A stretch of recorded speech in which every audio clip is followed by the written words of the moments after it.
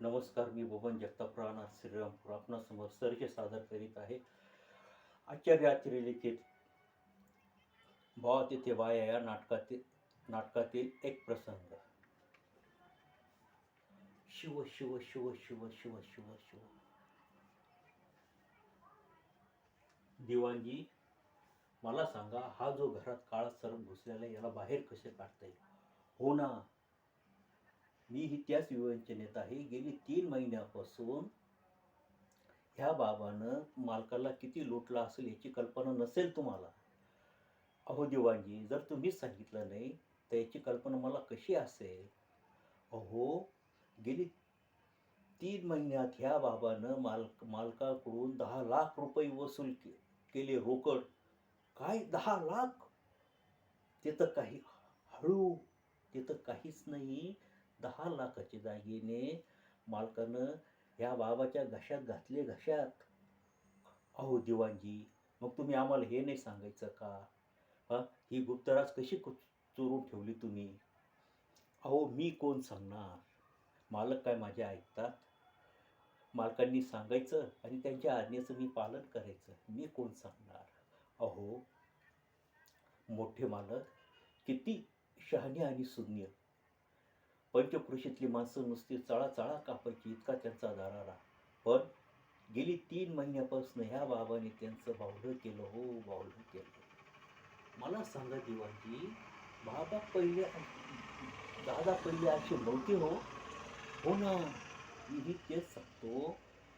मालक पहिले असे नव्हते. सकाळी सकाळी त्यांनी एकदा शंकराचे नामस्मरण केले की संपला यांचा देव.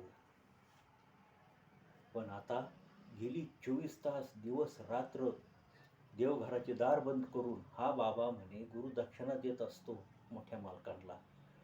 अरे, हा चांडाळ दादांना कसली गुरुदक्षिणा देतो? हो ना, तो म्हणतो की आपला मुलगा आपला नाही, आपली बायको आपली नाही, आपली मुलगी आपली नाही, हे तर काय, आपली सून देखील आपलं नाही, असले संत देतो काय तो दादांना. आपली जमीन, आपला जुमला सगळं मातीमोल आहे. हो, मातीमोल आहे, असं तो म्हणतो. आणि पण बरं, मग आता काय करायचे?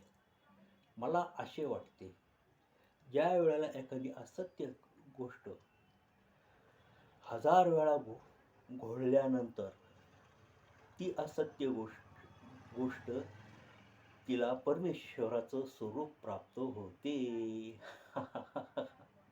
हो हो हो. बरं, मग आता करायचे काय? आता केशवा माधवा, हो हो हो हो. दिवाणजी, हे काय म्हणून राहिले तुम्ही? केशवा माधवा करीत भीक मागत हिंडावं लागेल. बरं मग आता ती तिकडेच गेली की काय? ते काय मला माहीत नाही. ते काय मला सांगून गेलेले नाही. पण मला असं वाटते, आपला साखरमळा आहे ना, साखरमळा. हो, ते साखरमळ्याचे काय? तो साखरमळा म्हणे मालक ह्या बाबाच्या नावावर